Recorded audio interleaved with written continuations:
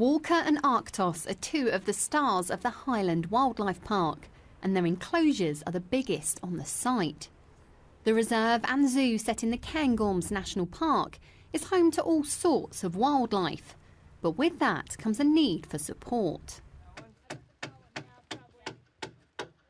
Since this park opened more than 40 years ago, it's gradually been expanding its collection and is now home to more than 300 animals.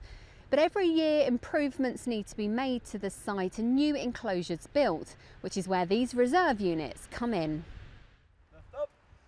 Army reservists from 7-1 Engineer Regiment and American troops from the US National Guard deploy here every summer. Here they're working on an enclosure for bisons if they need medical treatment.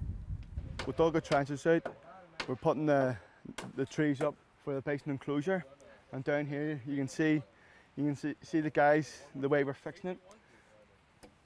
So basically you have the trenches, the trees are going in, we've fixed 2x4 posts so we can nail till them, and then the trenches are 1 metre deep, and this is where your concrete's going to get poured.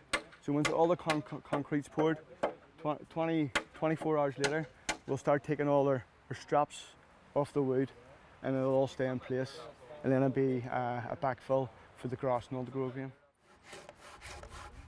This is part of a series of tasks for the reservists that began 3 years ago. Last year we put in sort of a bridge, it was a footbridge, which allows the visitors to come up, have a look at different sort of animals that are up here. This year we've got a few different tasks on. As you can see sort of behind us, the guys are putting in sort of a bison enclosure. We've got 2 other areas. We've got a snow leopard enclosure and a wildcat enclosure. The snow leopard enclosure itself is probably one of the more important tasks this year. Apparently there's only 30 or 40 pairs of snow leopards left in the wild, so they're going to come up here, breed them for a year, then once they're a year old they're going to ship them sort of back off to sort of Russia, out into the wild, and release them again. During exercise Mulberry Tree, as it's known for the Americans, or Snow Leopard for the Brits, the reservists work together on tasks across the Highlands, also supporting the Scottish and World Orienteering Championships with bridge building, and in Orkney at the Kitchener Memorial Site. Earlier this year, British troops deployed to the States, and this is the reciprocal visit. We're allies, and when we go on operations we have to work together.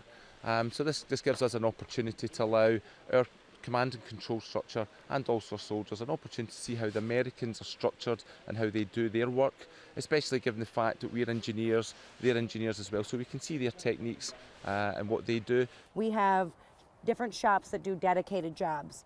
The sappers do everything. They're jacks of all trades. So we learn how to really get into a different type, we call them career fields, but we learn how to work on other things that we might not normally get the opportunity to do. So I suppose that's something that we've really learned here, is just different ways of doing things, and maybe it helps us be more efficient, and maybe we can help teach them to be more efficient too. With the recruitment drive for the Army Reserve still going strong, these exercises also offer a chance for something different.